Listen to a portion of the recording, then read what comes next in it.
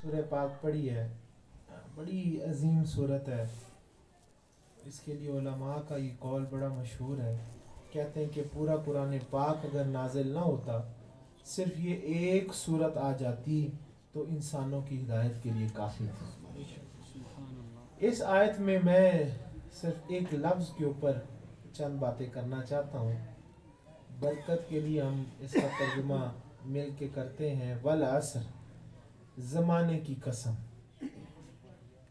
زمانے کی قسم. ان الانسان لفی خسر، بے شک انسان خسارے میں ہے، اپنے عمر عزیز کے سرمائے کو ضائع کر رہا ہے. الا الذین آمنوا، لیکن ہر ایک نہیں کر رہا.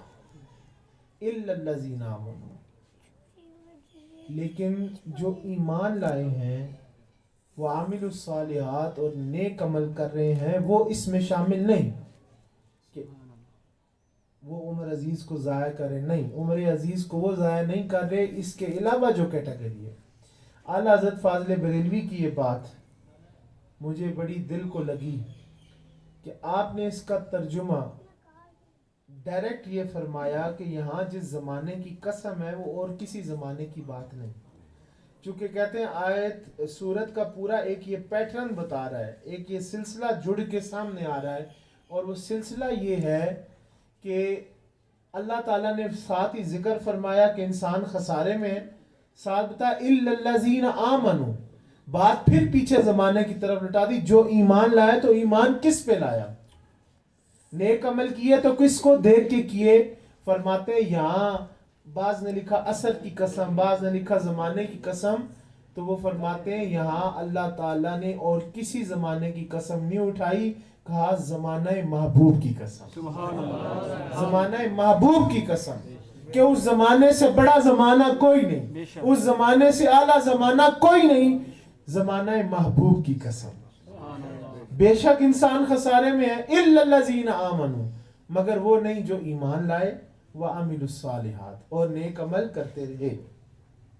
یہاں پر عرض گزار ہوں، ایمان آپ سارے جانتے ہیں، ہر بندہ خسارے میں ہے.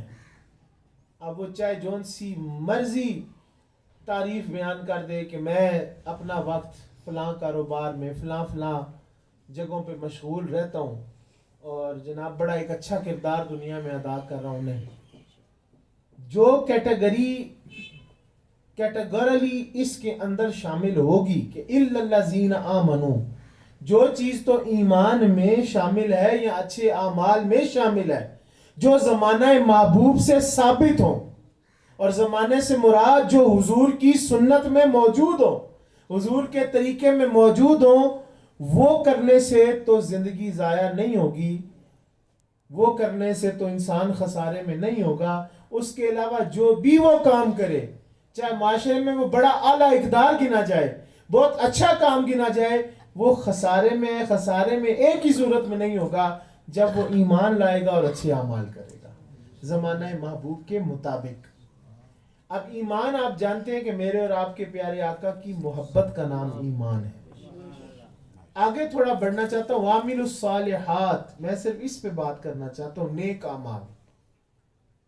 اگر میں آپ میں سے پوچھوں تو سب سے پہلے مجھے جواب آئے گا جی نماز پڑھنا نیک عمل ہے. آپ کہیں گے روزہ رکھنا نیک عمل ہے، حج کرنا نیک عمل ہے، نیکی ہے. آپ کہیں گے جی آج جو میلاد کی محفل سجائے بیٹھے ہیں یہ نیکی ہے، کسی کو کھانا کھلانا نیکی ہے، جناب ہم یہ جو جلوس جلسہ کرتے ہیں یہ نیکی ہے. لیکن آپ کو میں یہ عرض گزار ہونا چاہتا ہوں، جو نیکیاں ہمارے ذہن کے مطابق ہیں وہ قرآن پاک کا صرف 30% حصہ ہے.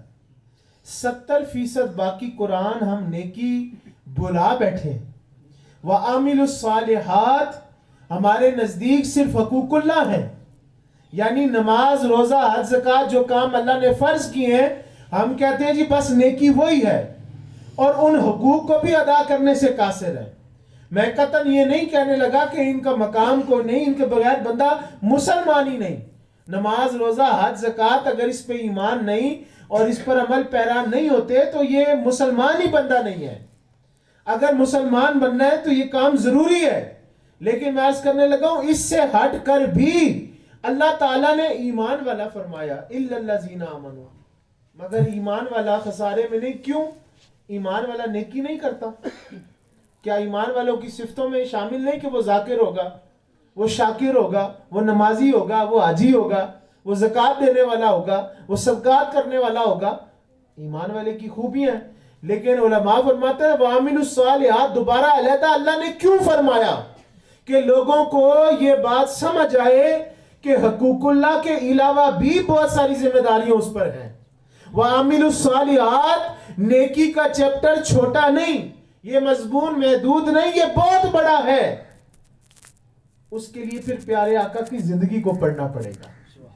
اب میرے آپ کے لحاظ سے مسجد میں جا کے نیکی کا حق ادا ہو گیا، میلاد کے جلسے میں آ کر حق ادا ہو گیا، جلوس اور لبیک یا رسول اللہ کر کے حق ادا ہو گیا، جبکہ یہ بات نہیں ہے. وَعَمِلُوا الصَّالِحَاتِ، یہ حقوق العباد کی بات ہے کہ جس میں پیارے آقا سے ہی پوچھیں یا رسول اللہ صلی اللہ علیہ وسلم آپ بتائیے نیکی کیا ہے. تو ایک مقام پر حضور یہ بھی فرماتے ہیں البر حسن الخلق والاسم ما حکا فی نفسک وکرہت ان یطلع علیہ الناس، کہ پیارے آقا علیہ الصلوۃ والسلام فرماتے ہیں نیکی اچھے اخلاق کو کہتے ہیں. نیکی اچھے اخلاق کو کہتے ہیں. کیوں جی رائے صاحب؟ آج بندہ نماز پڑھا ہے، وہ آ کے کہتا ہے کہ جی فلاں بندہ نماز نہیں پڑھتا، جی فلاں بندہ مسجد نہیں آتا. یہ سوال کا حق تو اللہ کو ہے. بندہ پڑھتا ہے نہیں پڑھتا یہ اللہ کا مسئلہ ہے. آپ اس کو محبت سے کان میں ضرور کہیں کہ بھائی نماز پڑھنی چاہیے، یہ فرض ہے. جس کے اندر نماز کی یہ صفت نظر نہ آئے، حضرت عمر فرماتے ہیں اس کے ایمان کا کوئی پتہ نہیں. یہ بات صحیح ہے. لیکن آج ہم اٹھتے ہیں کہتے ہیں فلاں نہیں پڑھتا جی، فلاں نہیں پڑھتا جی. حضور نے تو فرمایا نیکی اچھے اخلاق کو کہتے ہیں، اچھے اخلاق کو کہتے ہیں. کیا ہم نہیں کرتے؟ ابھی یہاں باہر کوئی زیادتی ہوگی، دو جگری سے جگری یار ایک دوسرے کو گالیاں نکالنا شروع کر دیں گے. مسجد شریف سے باہر آتے بچوں کو تھپڑ لگ رہے ہوتے ہیں، مار پیٹ رہے ہوتے ہیں. ہم مسجد آتے جاتے راستے میں ہزار بندوں کے دل توڑتے ہوئے جا رہے ہوتے ہیں. حضور نے تو فرمایا تھا یہ جو نیکی کر کے ہے اس کے علاوہ بھی ایک نیکی ہے، اور وہ ہے اچھا اخلاق. البر حسن الخلق. اس نیکی کو کون یاد کرے گا؟ معاشرے کو خوبصورت کس طرح بنایا جائے گا؟ رواداری کس طرح پیدا ہوگی؟ آج ہر بندہ کہتا ہے جی معاشرہ ٹھیک نہیں، لوگ ایک دوسرے سے محبت نہیں کرتے، فدا نہیں ہوتے. تو میں عرض کرتا ہوں بھائی جان ہمارا مزاج ہے کہ ہم کہتے ہیں کہ میرے حقوق سارے ادا کریں اور مجھے کسی کا حق نہ ادا کرنا پڑے. میرے اوپر کوئی ذمہ داریاں نہیں ہیں. جس طرح آپ کے حقوق ادا کرنا دوسروں پر لازم ہے، آپ کا بھائی ہے، ماں باپ ہے، آپ کی اولاد ہے، کوئی دوست احباب ہے، جس طرح آپ کا حق اس نے ادا کرنا ہے اسی طرح آپ نے بھی ان کا حق ادا کرنا ہے. آپ نے بھی ان کا حق ادا کرنا ہے. اور آرڈر کیا ہے اسلام میں؟ آرڈر یہ ہے کہ تیرے حقوق جو ہے نا اس کا معاملہ تو اللہ کے پاس ہے. اگر کوئی ادا نہیں کر رہا اللہ اس سے پوچھے گا تو نے کیوں نہیں کیا. لیکن جو حقوق آپ نے ادا کرنے ہیں نا اس کے جواب دے آپ خود ہیں. آپ نے خود جواب دینا ہے کہ میں نے بطور باپ کوئی تھا ڈیوٹی انجام دی، اولاد کی نہیں دی، اللہ کو جواب دینا پڑے گا. میرے والدین بوڑھے تھے، میں نے خدمت کر کے نیکی کر کے ان کے ساتھ اس نے سلوک کر کے خدمت سر انجام دی کہ نہیں دی. نیکی اچھے اخلاق کو کہتے ہیں. اس اخلاق کی آپ مجھے کوئی مثال دکھا دیں معاشرے میں، کوئی مثال دکھا دیں. روڈ پہ چلنے تک کے معاملے کو لے لیں. اگر کوئی بندہ گزر رہا ہو آگے کوئی چل رہا ہے وہ کہتا میں کیوں پیچھے ہٹوں، اس کو چاہیے تو ساتھ سے گزر جائے. کوئی آگے سے آ رہا ہو، کوئی گاڑی نکال رہا ہو، وہ رکنا پسند نہیں کرے گا، وہ کہے گا میں پہلے گزر جاؤں یہ بعد میں گزرتا رہے گا.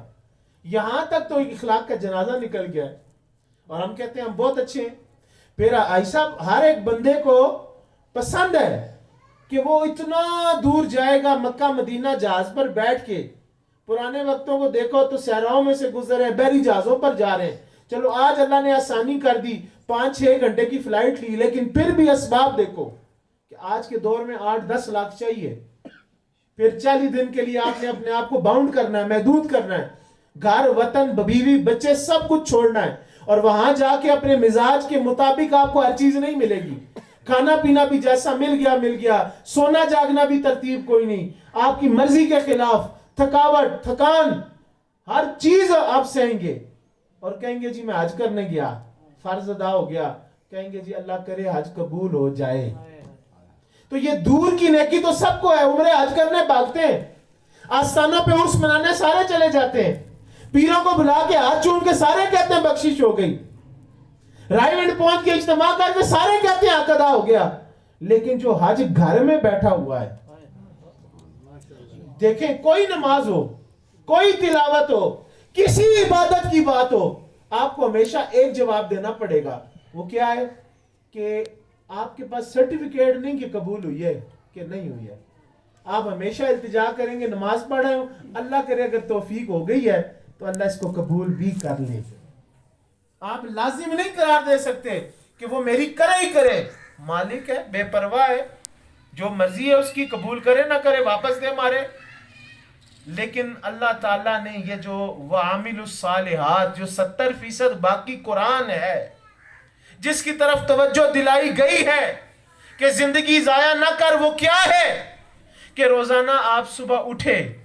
پیارے آقا علیہ الصلوۃ والسلام فرماتے ہیں جو بندہ اپنے والدین کے چہرے کو رحمت کی نگاہ سے دیکھتا ہے، میٹھی نگاہ سے دیکھتا ہے، مسکرا کر دیکھتا ہے، تو اللہ تعالیٰ اس کو مقبول حج کا ثواب عطا کرتا ہے. مقبول حج کا ثواب عطا کرتا ہے. لفظ پہ غور نہیں کیا آپ نے؟ حج مکہ مدینے آپ کر کے آئے ہیں، اللہ فرمائے اللہ کی بارگاہ میں عرض گزار ہیں، کہیں نہیں لکھا کہ آپ کا حج قبول ہوگا. وہ رحمت فرمائے تو قبول ہوگا، فضل کرے تو قبول ہوگا.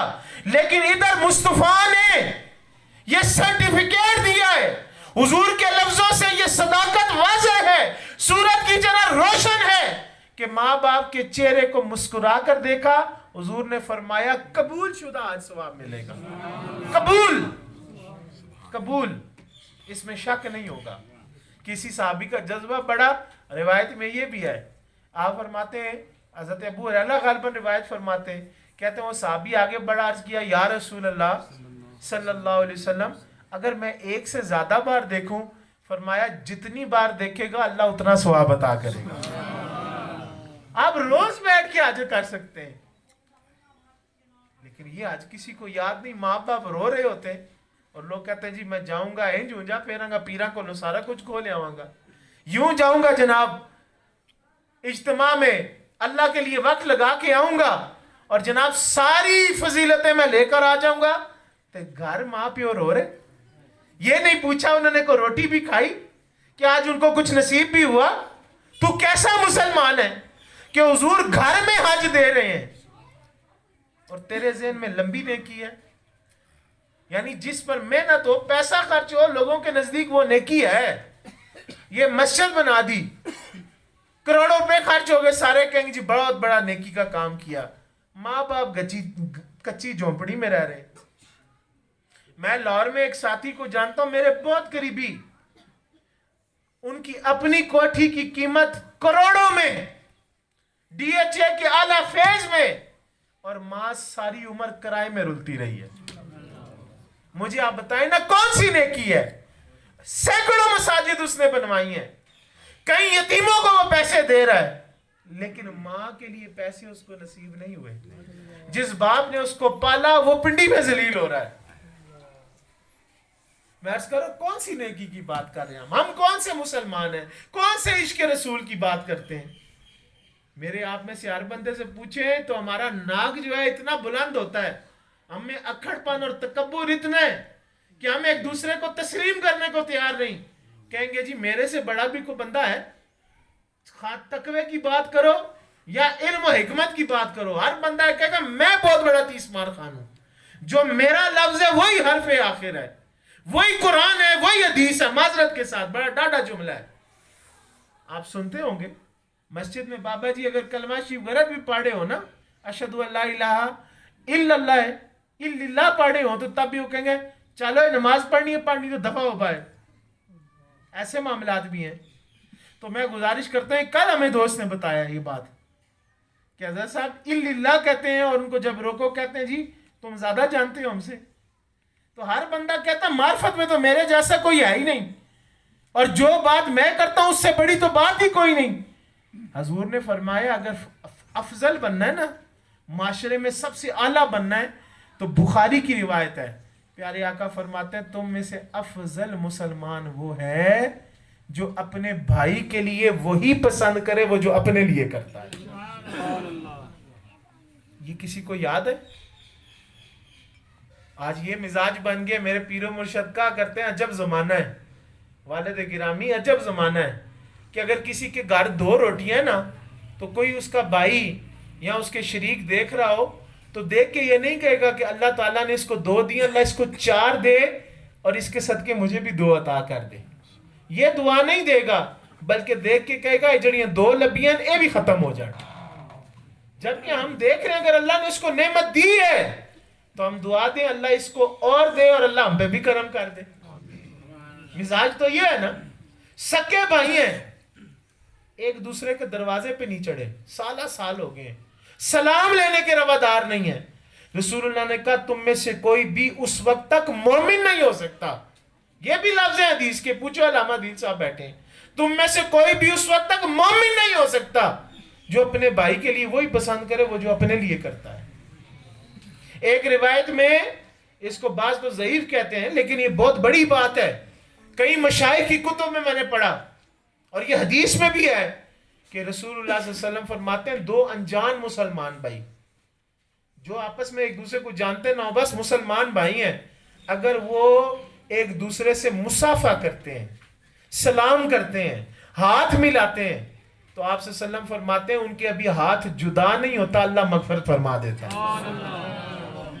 اس دین کو کون دیکھے گا کہ رب کی رضا کے لیے اگر تم کہو کہ تجھ پر سلامتی ہو, کون سے پیسے لگ گئے, آپ کی کون سی جائیداد کم ہو گئی, آپ کا کون سا سر جھک گیا, کچھ بھی نہیں ہوا, لیکن اللہ کی رضا کے لیے صرف ہاتھ ملا دیا, ہاتھ ابھی جدا نہیں ہوا, مصطفیٰ مدینے سے کہہ رہے تیری مغفرت ہو گئی. اس دین کو کون دیکھے گا؟ یہ تو ہم نے دیکھنا پسند ہی نہیں کیا. ایمان کے درجوں میں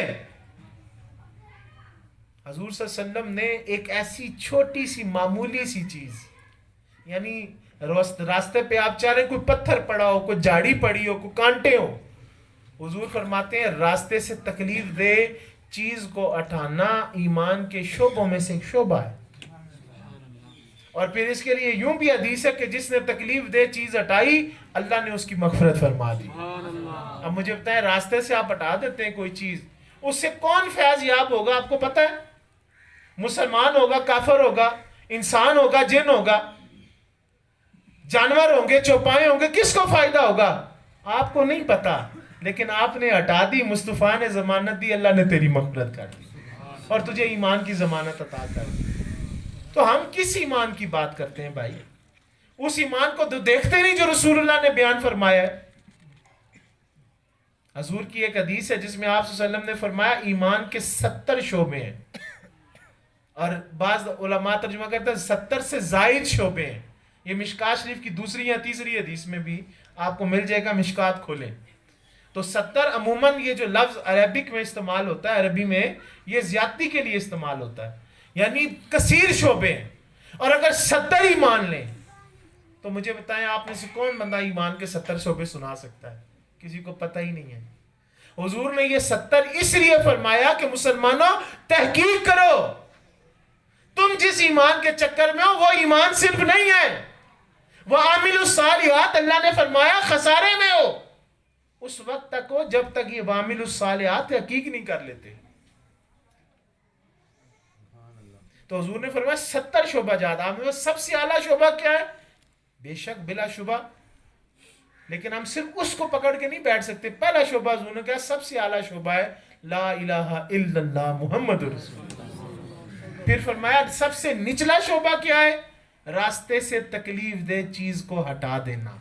لیکن حضور نے اس کو بھی ایمان کے شعبوں میں شامل فرمایا, اور ساتھ ہی فرمایا تیسرا جملہ اس حدیث کا, آپ نے فرمایا شرم و حیا ایمان کے حصوں میں سے, شعبوں میں سے ایک شعبہ ہے. کون کرتا ہے شرم و حیا؟ کون کرتا ہے شرم و یا؟ ذرا سا جھگڑا ہو جائے نا، ایک دوسرے کے دروازے توڑ کر ماؤں بہنوں کو جا کے تھپڑ مار کے آتے ہیں.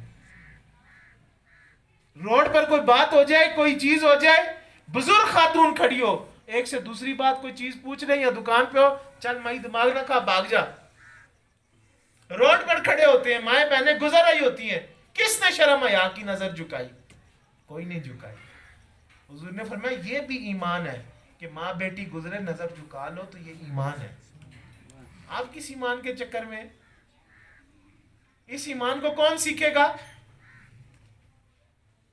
آپ صلی اللہ علیہ وسلم نے تو فرمایا تھا مسلمان وہ بندہ ہے جس کے شر سے دوسرے مسلمان محفوظ ہوں. ایمان والا وہ ہے جس کے ایمان کے ذریعے اس کا جان مال عزت آبرو اس کے ایمان کے ذریعے دوسرے مومن کے محفوظ ہوں، وہ ایمان والا ہے. آج عجب زمانہ آ گیا ہے کہ ہم دوسرے کو دیکھتے ہیں عزت چھپاتے پھرتے ہیں. او ہو چھپو جی، فلاں حاجی صاحب آ رہے ہیں، ابھی بے عزت کرنا شروع کر دیں گے، ابھی گالیاں نکالنا شروع کر دیں گے. اچھا یہ بےزتی اور غصہ چھوڑیں تو بندے منہ چھپاتا ہوں جی فلاں آ رہا ہے جی حجت باز، فلاں جناب یہ ٹچکنے مارے گا اور لوگوں کو برا بلا کہے گا. سٹیج ڈراموں کا چلتا پھرتا کردار اللہ نے لعنت کی ہوئی. ہر ایک کو جناب برائی کے ساتھ پکارنا، ناموں کو بگاڑنا، پٹھی سیدھی باتیں کرنا. آپ کیسے مومن اور مسلمان ہو گئے؟ حضور نے ناموں کو بگاڑنے سے منع کیا. ہم ہر ایک کو نام بگاڑ کر پیش کرتے ہیں اس کو نام. کبھی عزت دینا ہم نے پسند نہیں کی. اور چھوڑیں، ہم نے آپس میں بھائیوں کا یا دوستوں کا عزت احترام کیا کرنا ہے؟ ہم تو علماء تک کی عزت نہیں کرتے. یار علماء کو کچھ دے نہیں سکتے، یہاں تک دیکھا کہ علماء گلی سے گزر ہوتے ہیں، کسی کو سلام کرنے کی توفیق نہیں ہوتی. اور کمنٹ کیا پاس ہوتا جا رہے جی مولوی. تو مولوی اگر دین والا ہے تو وہ اللہ کے دین والا ہے. اور اگر کوئی 8-10 ہزار 15 ہزار آپ کو تنخواہ مسجد میں آپ نے دینا پسند کر دی تو بھائی آپ نے اللہ کے لیے دی ہے، اس پہ احسان نہیں کیا. آپ اب کسی دین کے خادم کو، نعت خان کو 100 روپیہ پھینک رہے ہیں، یہ 100 اس کو نہیں دے رہے. اپنی حقیقت کو اس کو تسلیم کریں، اس بندے کو نہیں دے رہے، آپ نے جس کے نام پر نکالے اس کو دے رہے ہیں. تو پھر دے کے ضائع نہ کریں، دے کے ضائع نہ کریں. آپ نے کیا کیا دین کے لیے؟ تو ایمان حضرات ذی وقار بہت وسیع موضوع ہے. میں کس کس بات کا ذکر کروں اور کس کا ذکر نہ کروں. میرا خیال ہے ایمانیات پر گفتگو شروع ہو جائے تو یقین کریں میں اور آپ بیٹھے شرم سے مر جائیں. ایمان اس چیز کا نام ہے کہ ہمارے شب و روز جو حالات اور واقعات ہیں، ہم یقین کریں شرم سے ڈوب مریں اگر ہمارے سامنے بیان کر دیے جائیں. آج ہر بندہ کہتا ہے میں حضور کا عشق خاص ہوں، عشق رسول ہوں. حضور نے تو فرمایا میرے قریب وہ ہوگا جو یتیم کے سر پہ ہاتھ رکھے گا.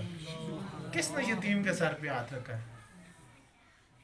کس نے رکھا ہے یتیم کے سر پہ ہاتھ؟ بھائی جب ہاتھ رکھتے ہو نا، جتنے بال آتے ہیں اللہ اتنے گناہ بھی معاف کرتا ہے، درجے بھی بلند کر. کتنی حدیثیں موجود ہیں، کسی نے آج تک کوشش کی ہے؟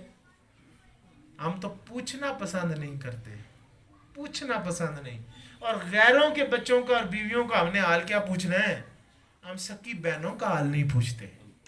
سکی اپنے باپ کی اور ماں کی پیدا جنی ہوئی، ہم اس کو نہیں پوچھتے.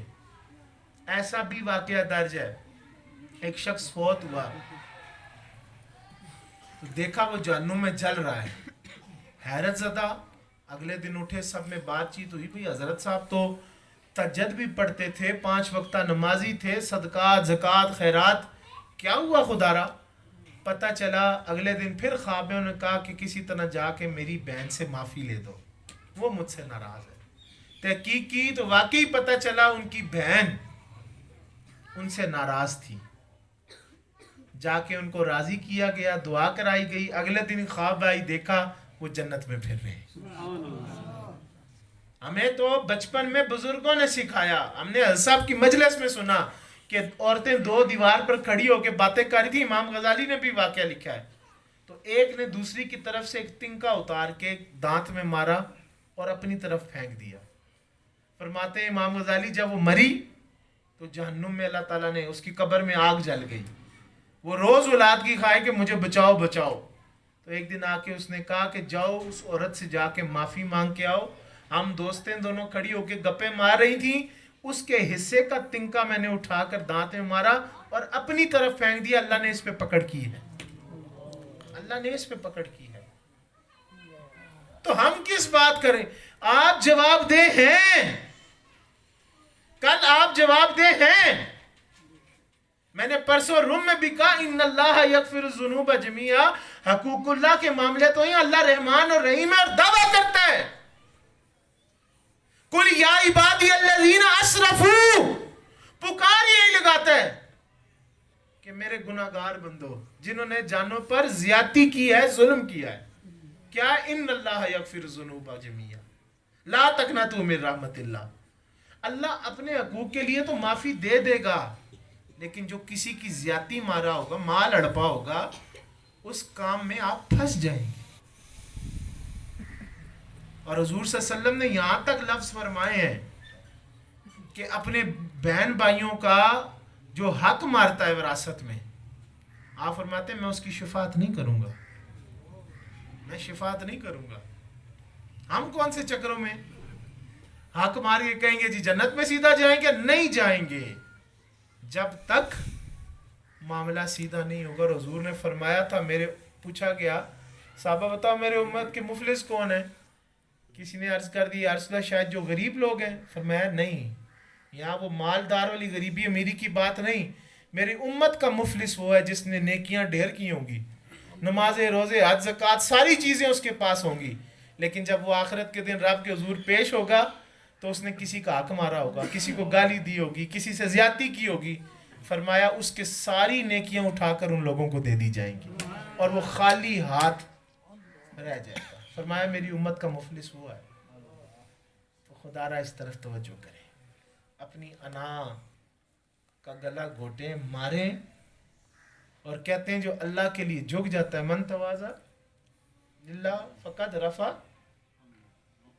اللہ, جو اللہ کے آگے اور یہ جو عاجزی سے جھک جاتا ہے نا, پھر اللہ تعالیٰ اس کو بلند فرماتا ہے. ٹھیک ہے نا جی. حضرات ذی وقار, آپ سے گزارش ہے کہ آج کے میلاد مبارک میں بالخصوص میں یہ التجا گزار ہونا چاہتا ہوں کہ دین کی طرف رغبت فرمائیں, اصل دین کی طرف آئیں, اصل دین کی طرف آئیں. اور انسان کی بہت بڑی خامی ہوتی ہے, اور وہ خامی کیا ہوتی ہے کہ وہ یہ سوچتا ہے میں نے تو کسی کا حق مارا ہی نہیں, میں نے تو کسی کو کچھ کہا ہی نہیں. جبکہ وہ دائیں بائیں ذرا اگر تھوڑا سا کان کھولے اور سوچے سمجھے نا, تو اس کو پتہ چلتا بھی میرے سے بندے کیوں دور بھاگ رہے ہیں, میرے سے ہر بندہ کیوں ناراض ہو رہا ہے. تو پھر اس کو سمجھ آ جائے گی کہ واقعی میرے اندر کوئی خامی ہے. اپنی غلطی سننے کے عادی ہوں, جب عادی ہو جائیں گے تو انشاءاللہ تعالی اللہ تعالیٰ آپ کے آج کو بھی درست کر دے گا, کل کی ضمانت بھی عطا کر دے گا. دعا اللہ ہماری حاضری قبول و منظور فرمائے. اللہ تعالیٰ اس چھوٹے شہزادے کی کاوش کو قبول و منظور فرمائے, اور مقصود صاحب کو بھی صحت زندگی تندرستی عطا فرمائے, جان مال عزت آبرو میں برکت عطا فرمائے. اللہ ہم